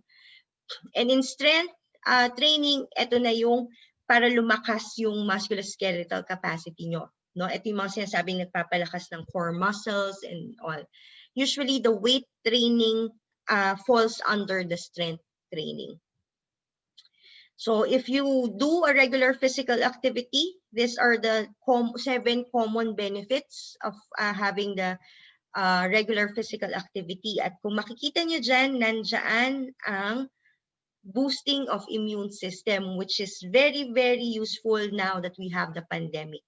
No? Kaya nga, lagi namin pinopromote during the pandemic, the good eat, good sleep, and good exercise. If you do all this, if you adhere to the healthy diet and exercise, ito yung maibabawas niya, no?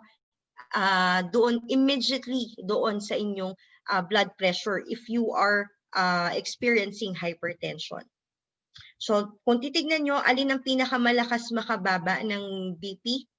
Sodium restriction or salt restriction. This was me 2 years ago. No, I was born big. At that time, I was 198 pounds. My sugar levels are going up. No, masakit na yung tuhod ko. I'm already beginning to feel easily tired. No, until I decided to adhere to a healthy lifestyle. After a year, I was this, and now I am this. Ang ganda, diba? So, it's quite difficult. I'm 40 years old and I just decided to do a healthy diet 2 years ago, and I was already 38 at that time. Pero hindi pa huli yung lahat, no? It's not easy to adhere to a healthy diet and activity, but it is possible. The important thing is you decide to adhere to it. Okay? Next and last is sleep. No, sleep is very, very important. Just to give you an overview on the physiology of sleep, no? Huwag kayong mag-alala, hindi ko i-detalye sa inyo to because this is quite a complicated physiology. But I just want to emphasize the part, no, which is number 3, okay? Body makes repairs. In the sleep cycle, the stage 3 of sleeping, in which you already enter your REM, no? Ito na yung deep sleep mo. No? Yun yung panahon kung saan nagre-repair ang katawan natin. All systems, from our immune system to our skin, to our bones, muscles, our organs, lahat yan, nagre-repair sila during your deep sleep. So kung hindi maganda ang quality ng sleep mo, hindi enough, hindi sufficient yung quantity, no? Yung length of your sleep, and the quality is quite poor, you are actually not giving your body the opportunity to repair itself. So ang mangyayari, you will become weaker and you will age faster. So yung mga participants natin who are concerned to not age faster or not age at all, you sleep. No? If you are looking for the fountain of youth, sleeping is a part of it. Because that is when the body repairs itself. If you ask me, Doctora, how many hours of sleep are recommended for my age, so this is a table for that. Assuming we are in the adult age range, which is 26 to 64 years old, the hours needed by the body is 7 to 9 hours. No? But it is acceptable to sleep na within the range of 6 to 10 hours. 6 hours is acceptable, pero hindi dapat laging 6 hours. Okay? Dahil ang kailangan ng katawan natin at our age, adults, no, is 7 to 9 hours. So, kailangan nandun yung duration. Ngayon, kung halimbawa puyat ka ngayon, make sure ibabawi mo talaga yan because your body needs the time to repair itself. Now, if you have good sleep, good quality sleep, sufficient duration of sleep, the picture on the left would actually give us these benefits, no? So nandiyan yung increased energy, sharper mind, no? You have good memory, ability to manage your stress, no? It improves definitely your physical health because nakaka-repair ang katawan natin, and definitely better immune system. Isa sa pinakamalakas magpabagsak ng immune system natin is puyat. Magtataka kayo, especially in the early parts of the pandemic, bakit ang daming doktor at saka mga healthcare workers ang namatay at nagka-COVID? It's because most of the healthcare workers and the doctors are puyat. No, I remember when I was practicing in the hospital, no, sometimes we go on a 36-hour duty, straight, walang tulog. No? So, imagine, at that time, walang pandemic. Eh di lalo ngayon, mas pagod at mas puyat yung mga healthcare workers natin. That's why they are more vulnerable to getting the infection because they are sleep deprived. Plus the fact that they don't eat on time and they are very tired. Okay? Now, if we have insufficient sleep, ito yung mga possible na pwede nating mangyari sa atin, no? So nandiyan yung distractibility, no? Poor attention span, no? The mind does not actually function well. You become irritable, no? Some psychological effects could also be observed, like anxiety and depression. During the pandemic, minention nga ni Miss Grace earlier, maraming nag-experience ng anxiety and depression. Sabayan mo pa yan ng puyat, lalala lalo yung anxiety and depression. So what are the things that we can do to improve our sleep o yung mga sleep strategies natin? The balanced diet and exercise actually promotes good sleep as well. No? The habits, the scheduling of sleep, yung katawan natin parang computer na program, no? So kailangan i-program nyo yung oras ng iyong tulog. Otherwise, if you do not program, sisirain nyo yung body clock nyo, no? You will have then difficulty of inducing sleep. The vitamins and supplements could also help, no? Like your magnesium, your iron, and calcium could help you have a good quality of sleep. Pag matutulog ka, make sure that you induce a very comfortable and conducive sleeping condition, no? Kung malamig, pwede kang magmedyas. Kung mainit, pwede kang mag-aircon. Make sure that the light is off, no? Or minimize the light because the sleep cycle is actually reactive to light. No? Bakit tayo sa gabi natutulog? Kasi ang katawan natin is actually reacting to light. We sleep better pag madilim. So when you sleep, make sure na very minimal or no light at all. No? Do not watch or use gadgets before you sleep. Okay? Lalo na dun sa medyo nasa middle age and above, no?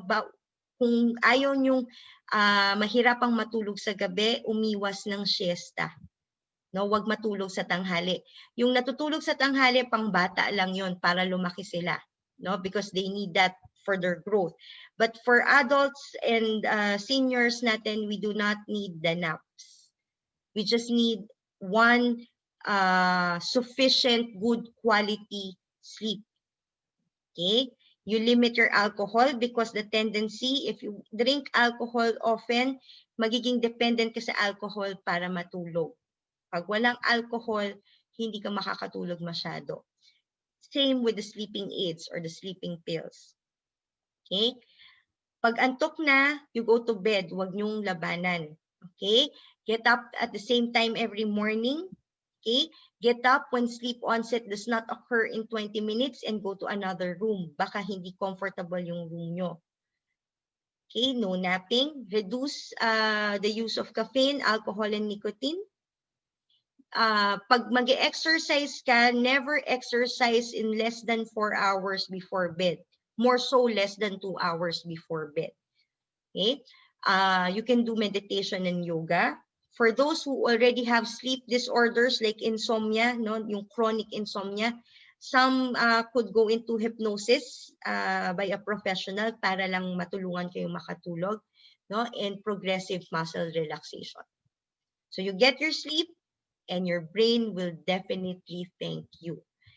Not only your brain, but your whole body, because as I have mentioned, it is during sleep that the body repairs itself. So kung ayaw nyong mabilis tumanda, mabilis masira ang katawan, get enough sleep. Okay, and with that, I hope I was able to share with you some tips on how to keep our physical health on tip-top shape. No, I hope to see you in November. In November, I will be discussing on how to stop the big C. No, it will be a lecture on cancer, how we could probably prevent, no, and the basic things that we need to know to bust the myths, no, regarding the big C. So I hope to see everyone again next month in November, and please stay for the question and answer portion of this webinar. So Ms. Aida, thank you so much.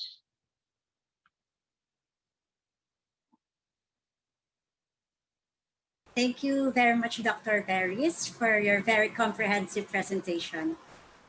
At this point, we will now open the question and answer portion of the webinar. We will have our two distinguished speakers, Dr. Barris and Ms. Grace Garcia, to answer your questions. We would like to thank our participants who sent their questions in advance and to those who sent questions via the chat box. The first question is for Dr. Barris. What fitness programs at home do you recommend under the new normal? Can you also recommend healthy meal plans to fight COVID-19? Okay, thank you. Basically, the best fitness plan inside the home is to adhere dun sa mga sinabi ko earlier, no? So number one, have a balanced diet by adhering to the healthy plate diet, no? Yung proper proportioning of your plate with the different types of food, your proteins, your grains, no? Your fibers, your fruits, your vegetables. So that's one. Pangalawa, even though if you are staying inside your house, you could also exercise, no?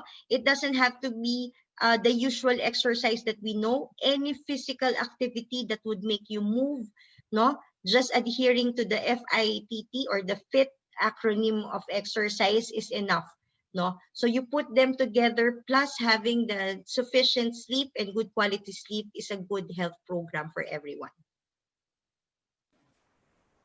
That will be very helpful, Dr. There's another question for you. What are the safe outdoor activities during COVID-19 pandemic? Do you recommend people to go back to gym or public exercise rooms? If yes, how do they stay safe? Okay. So I do not recommend people to actually go to public fitness facilities, no, like the gym. If you want to have an an exercise venue, outdoor exercises would be the best, no? Number one, it would give you better ventilation, definitely, because it's outdoor. Number two, your risk for contracting the COVID-19 is actually quite low, no, if you are in an outdoor area than in an indoor area, especially if you are in an air-conditioned area. So mas maganda pa rin na open area yung pinag-e-exercisean. So I do not recommend to go back to the gym and at this time. no? Maybe on the latter part pag talagang controlled na yung pandemic. So, for example, if you want to do walking at the park, that's fine. Basta wag ka lang lalapit sa mga tao and you keep yourself moving. That would be fine. And of course, still wear your mask, still wear your shield. Just be careful in wearing your mask while exercising. No, there are some masks like the N95 mask, medyo mahirap huminga pag gamit mo siya dahil nga ang filtering capacity niya is malakas, no? So kung ikaw ay nag-exercise and you are wearing an N95 mask, baka makulangan ka ng oxygen, mahirapan kang huminga. So just be careful, no? Maybe you can use yung mas manipis like the surgical mask na lang or a cloth mask na lang while exercising. No, do not use the higher capacity mask while exercising. Thank you, Dr. The third question is for Miss Grace Garcia. Miss Grace, Hi, good afternoon. good afternoon.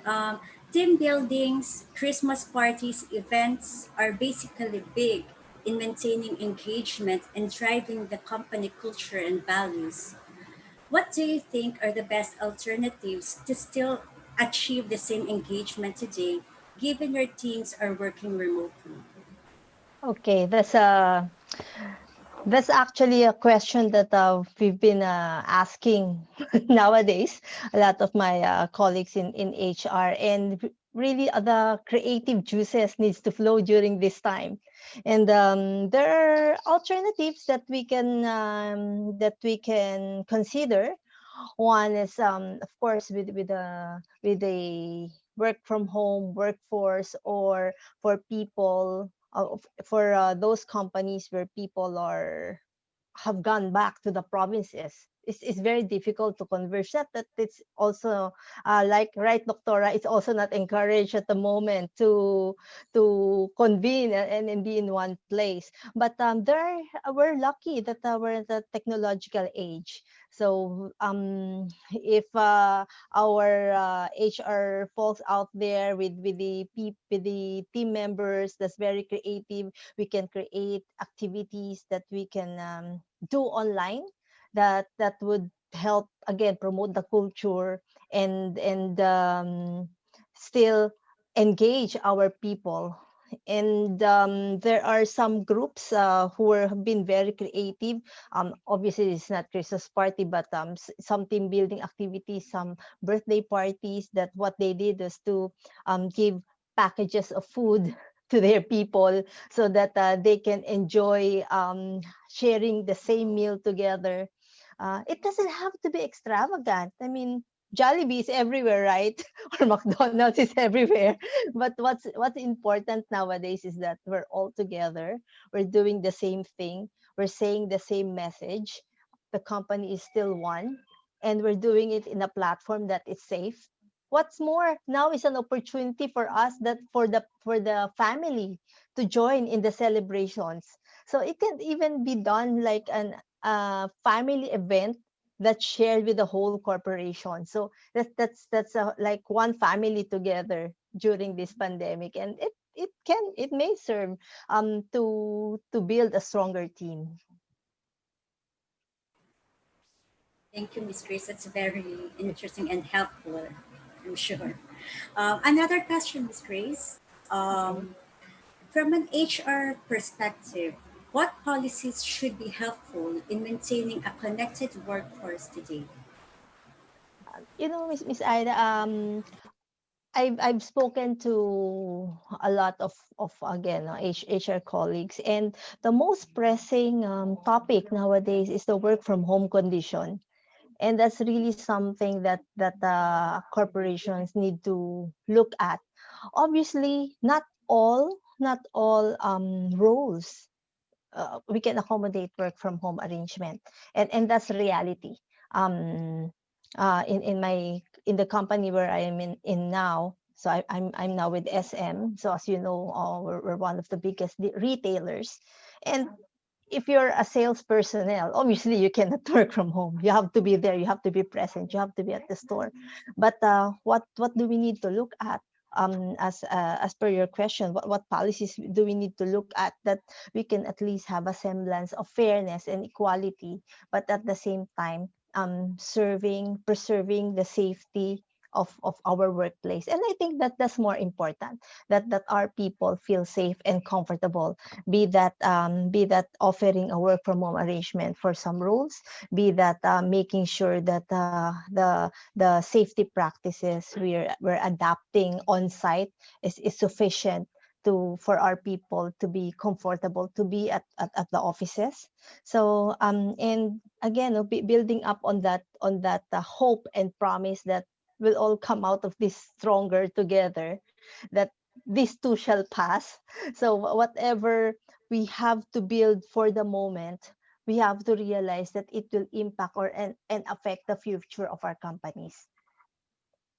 So I didn't say anything direct at this moment, because what we need to consider is, again, what would work best for the roles that we have in the organization, what would work best for the businesses that we're in, and again, bottom line, what would help preserve our people so that we'll have a stronger organization. Thank you very much, Miss Grace. Thank you. It's really our pleasure to have you here with us this Oh, afternoon. it's my pleasure. And I hope people got interested earlier. Of course, of course. Thank you very much. Okay, due to time constraint, we will have last question for Dr. Averis. Dr. The pandemic has forced families to live together inside one house. What are the social issues on a sudden shift to home-based work and online study within the family? Okay. With this current situation that we have, I always tell people, no, to take this as an opportunity instead of taking it as a problem. Since we are somewhat, no, forced to stay at home more than stay outside, then take it as an opportunity to get to know better the household members that or the family members that you have, no, because before the pandemic we spend most of the time outside, preoccupied with our work, that sometimes we forget to see our children growing, no, that sometimes we forget to observe how our partners, our spouse, no, our parents are actually growing as well, no, but because of our preoccupation, now is the best time to actually learn those things and hopefully create a more harmonious atmosphere in the household now that you are spending more time inside.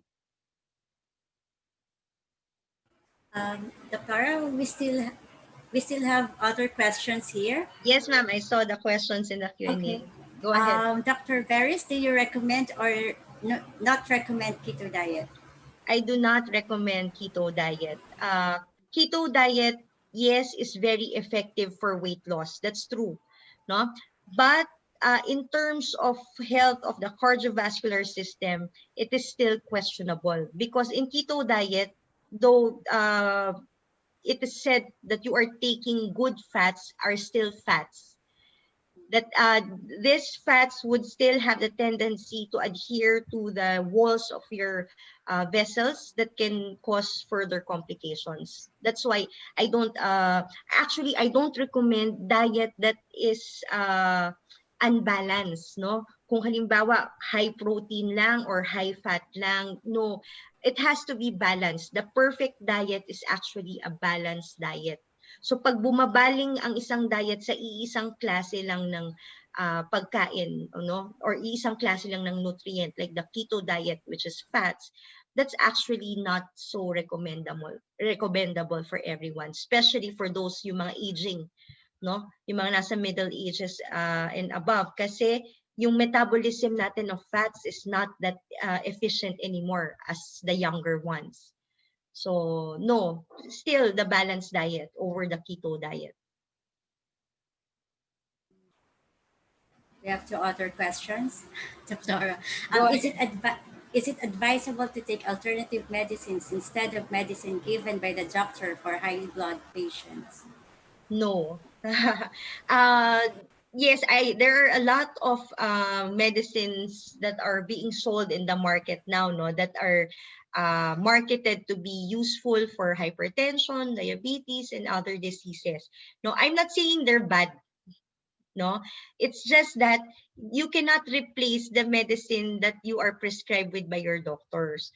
What you can do is you can use this other medication as an adjuvant therapy for your condition. Pero yung ipalit mo siya, no, halimbawa, kunyari, a supplement that tells you na pampakontrol ng high blood, tinanggal mo yung iyong maintenance, no? The potency usually of supplements is not as much as the medication itself. Baka hindi niya kayanin na i-control talaga yung high blood. So what you can do, you take your maintenance and you add that to your maintenance. That's better than replacing it. Or the best way is kung at risk ka to certain diseases like hypertension and diabetes, bago pa yan lumabas, i-take mo na tong supplements na to help you prevent them. Thank you. Last question. Okay, ma'am. Since the liver has threshold for alcohol intake, how about threshold of the liver for taking prescribed drugs? Okay.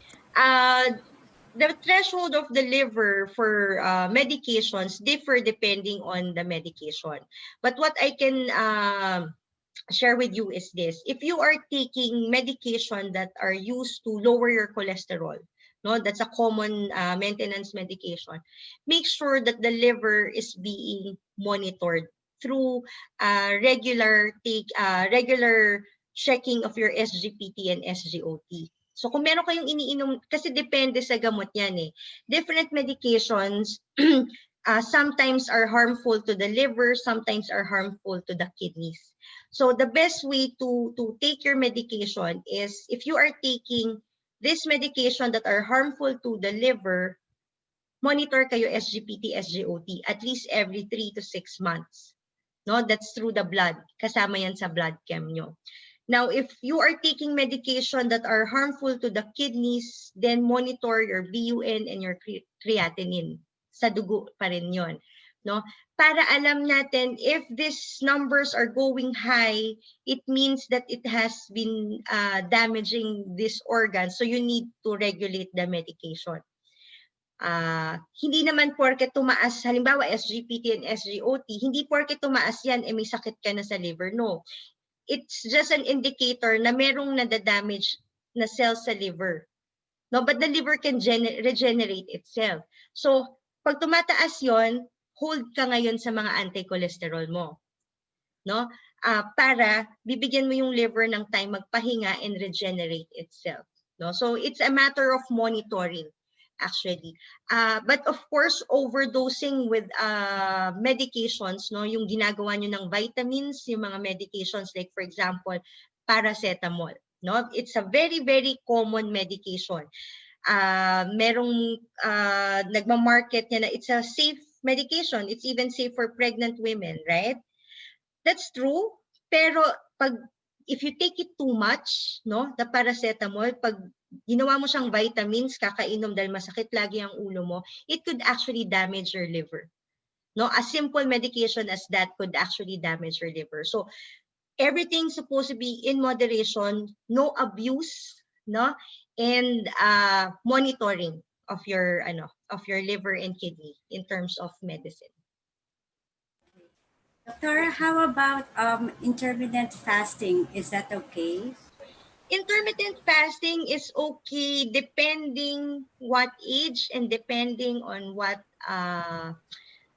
condition that you have. For diabetic patient, not so much, because if you have intermittent fasting, it means that there is a long time that you won't eat.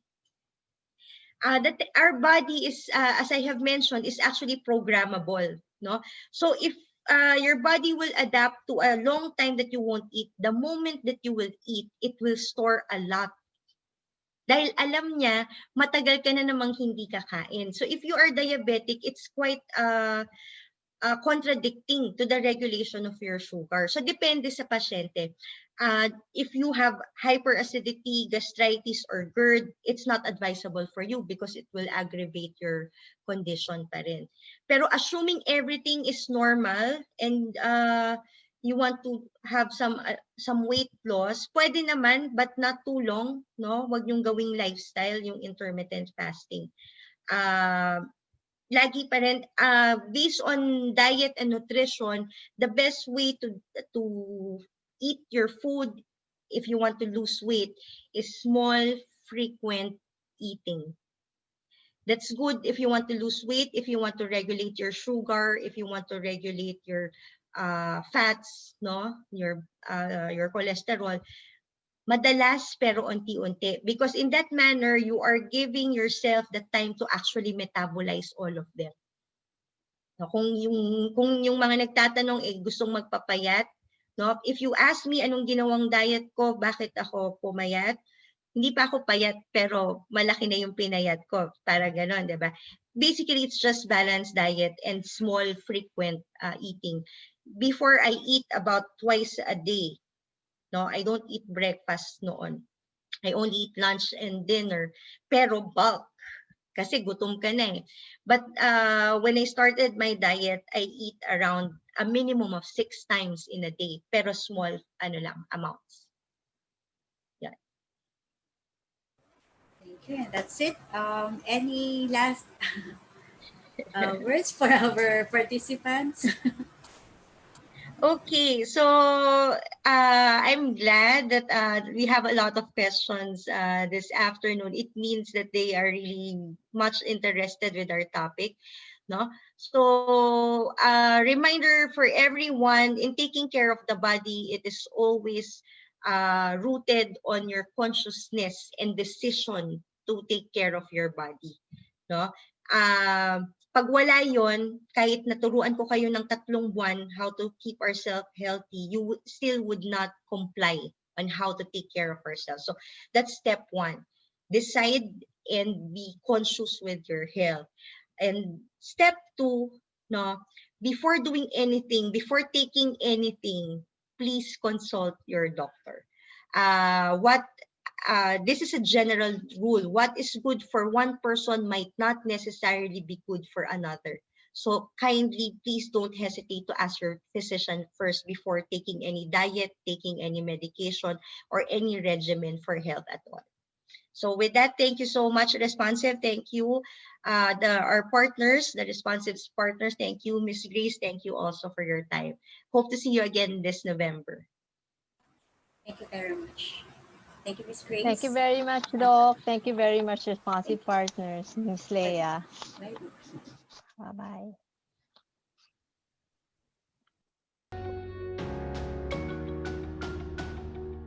Ladies and gentlemen, we have reached the last part of our webinar. We would like to thank Dr. Queenie Berries and Ms. Grace Garcia, our 2 distinguished speakers, for sharing their expert views and insights. At this point, we will now activate the Zoom online survey. We will request you to participate in the Zoom survey by selecting the rating for each survey question. Do not forget to click submit after you answer the survey. Your feedback is very important to us to make us improve our future webinar events. The recorded version of this webinar will be posted in our website and YouTube channel. Please watch out for it. Thank you everyone who attended the webinar through Zoom Online and to those who watched the webinar through our Facebook live streaming event. Once again, good afternoon and see you in our next webinar.